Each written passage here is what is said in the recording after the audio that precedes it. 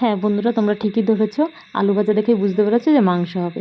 আর মাংসটাকে আমি আগে নুন হলুদ দিয়ে মেখে নিয়েছি, তারপরে কাঁচা তেল দিয়ে দিলাম। কাঁচা তেলটা দিয়ে তারপরে আমার পেস্ট করে রাখা পেঁয়াজ রসুন লঙ্কা হলুদ জিরা সব কিছুই আমি দিয়ে দিলাম। এখন আমি এটাকে ভালো করে ম্যারিনেট করে রাখবো। আমার ম্যারিনেট করা হয়ে গেছে, প্রায় আমি আধা ঘন্টা ম্যারিনেট করে রেখে দিয়েছি। এবার আমি ফোড়ন দিয়ে দিলাম তেজপাতা শুকনো লঙ্কা আর জিরে। এবার ফোড়ন দিয়ে আমি এখন মাংসটাকে বসিয়ে দিলাম। আর এই মাংসটা একটা বিশেষত্ব আছে, সেটা একটু পরে দেখতে পাবে তোমরা। আর আমি এখন মাংসটাকে কষাচ্ছি। দেখো সুন্দরভাবে মাংসটাকে কষিয়ে নিচ্ছে। আর আমরা যেহেতু গ্রামে থাকি, আমাদের কাঠের রান্নাটাই বেশি হয়।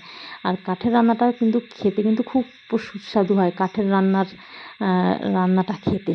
আর আমরা এখন যেহেতু গ্রামে থাকি, আমাদের প্রচুর কাঠ হয়, আমরা কাঠেই বেশি রান্না করা হয় আমাদের। আর আমি ভালো করে কষিয়ে নিচ্ছি। আর দেখতে থাকো তোমরা যে আমি কি এর বিশেষত্বটা কি রান্নাটার, আজকে রান্নার মধ্যে কী কী দিচ্ছি আমি। আর আমি প্রথমে তো মেখেই নিয়েছিলাম সব মশলা দিয়ে। এইটা হচ্ছে বিশেষত্ব, এটা হচ্ছে চই ঝাল, দেখেছো তোমরা। আর আমি চই ঝাল দিয়ে আজকে মাংসটা রান্না করছি। চই ঝাল দিয়ে মাংস রান্না করলে কিন্তু মাংস খেতে অসাধারণ হয়, আর স্বাদটা খুব সুন্দর হয় মাংস যেমনই মশলা দেওয়া হয়, যেমনই হোক ঝাল নুন যেমনই হোক, কিন্তু চই ডাঁটার উপরে একটা চাবান দিয়ে আপনি এক বাটি মাংস হামেশাই খেয়ে নিতে পারবেন। এত সুন্দর হয় চই ডাঁটা দিয়ে মাংস রান্না করলে। আর হ্যাঁ, ঠিকই দেখেছো, মাংসের মধ্যে এটা কিসের পা? এটা হচ্ছে মুরগির পা।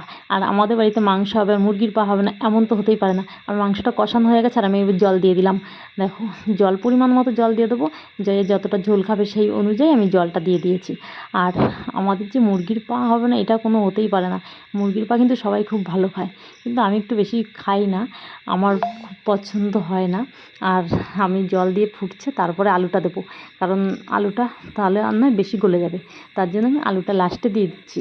আর দেখো, কাঠের আগুনে কিন্তু প্রচণ্ড রান্নাটা ফোটে, টকবক করে ফোটে রান্না, হ্যাঁ আওয়াজ হচ্ছে রান্নার। আর আমি এখন সব কিছু দিয়ে ঢাকা দিয়ে দেবো ওইটাকে। আর কালারটা দেখো কত সুন্দর এসছে, অসাধারণ কালার এসছে। যেমন না আগুনের কালারটা লাগছে, আর তেমন মাংসের কালারটা হয়েছে। মাংসটা খেতে জানি না কতটা অসাধারণ হবে, দেখেই বোঝা যাচ্ছে যে খুবই ভালো হবে। আর প্রায় আমার মাংসটা হয়ে এসছে। আর যাই হোক, আলুটাও গলে গেছে, প্রায় মাংসটা হয়ে এসছে। আর আমি এর মধ্যে দিয়ে দিয়েছি, দেখো গোল গোল পেঁয়াজ, গোটা পেঁয়াজ দিয়েছি, যেটাকে সাঁচি পেঁয়াজ বলে। গোটা পেঁয়াজটা দিয়ে দিচ্ছি। আর লাস্টে আমি গরম মশলা দিয়ে মাংসটাকে চাপা দিয়ে রেখে দেবো খানিকক্ষণ। গরম মশলাটা দিয়ে দিচ্ছি এখন।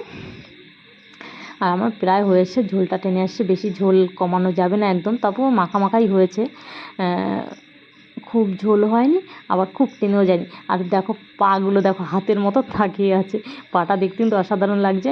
আর আমার ভিডিওটা কেমন হয়েছে লাইক কমেন্ট করতে একদম ভুলো না, সঙ্গে চ্যানেলটাকে সাবস্ক্রাইব করো, আরও নতুন নতুন ভালো ভালো ভিডিও পাবে আমাদের এই চ্যানেলে। আর আমাদের পাশে থেকো। আর আমরা পরে খেয়ে দেখবো যে কেমন হয়েছে। এমনিতেও কষা মাংস খেয়েছি, খুবই সুন্দর হয়েছে খেতে।